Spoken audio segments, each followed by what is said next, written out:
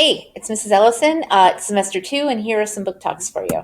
The first thing we want to share with you is the fact that um, the first semester textbooks are now overdue, so please do bring them back. A lot of you have been doing that, so thanks. The first book I have for you is called All Our Yesterdays. It's by Kristen Terrell, and you start. A lot of books are starting this way in a jail cell. Our girl is named M. You know that the boy in the cell next to her is a boy named Finn. They've known each other in the past.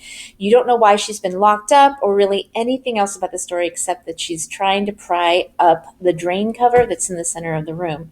She's pretty sure that there's something underneath the drain cover, and she's right. There is a message. There's a message written in a Ziploc bag. It says, "You have to kill him."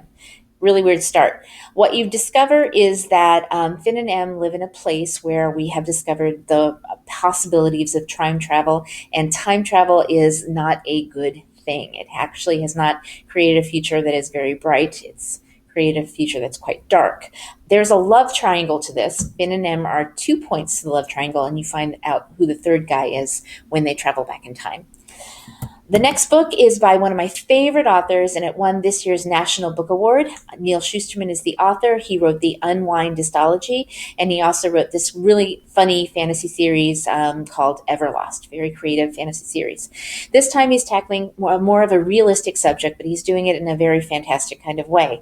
Caden is our main character. His story is told in alternating chapters. He's either on a submarine exploring the depths of the ocean, or he's a high school student who is starting to potentially lose his mind.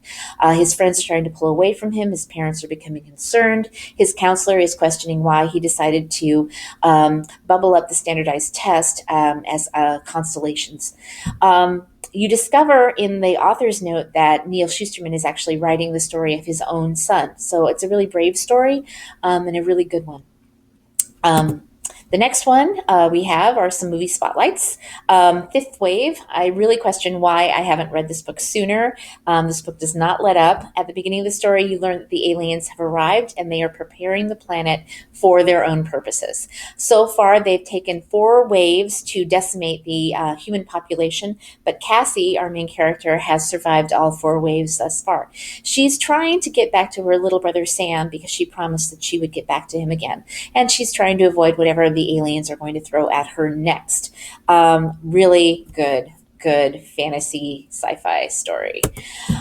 Cell stories. We have a little display going on in the library right now. 10th grade biology projects are on display, and we pulled a few nonfiction reads to go along with those. This one is called The Hot Zone, and it is based on the true story of what happened in 1993. There was a shipment of monkeys in 1993 that came to the United States from the Philippines and were in quarantine, and the monkeys started to get sick. Upon further investigation, they discovered that the virus that was killing the monkeys was an Ebola. So the CDC and the U.S. Army had to work together to try to make sure that the Ebola threat didn't actually spill out into the human population. They must have succeeded because you don't hear about that incident too much now, but did they succeed without any loss of human life? That's a really good question. I couldn't put this book down when I read it this weekend. Quite good story. Hot Zone by Richard Preston. And finally, here's a quick read for you. It's called Beneath the Meth Moon. It's by Jacqueline Woodson. She's one of my absolute favorite authors. Our girl has survived Hurricane Katrina, but she has sustained some losses from her own family. She's trying to pick up her life. She has a new town, new friends, new school. She even becomes a cheerleader and starts dating the high school basketball star. She also starts doing drugs. She starts doing meth in particular. It's an addiction that is extremely hard to shake. She has a lot to live for if she can manage to shake it.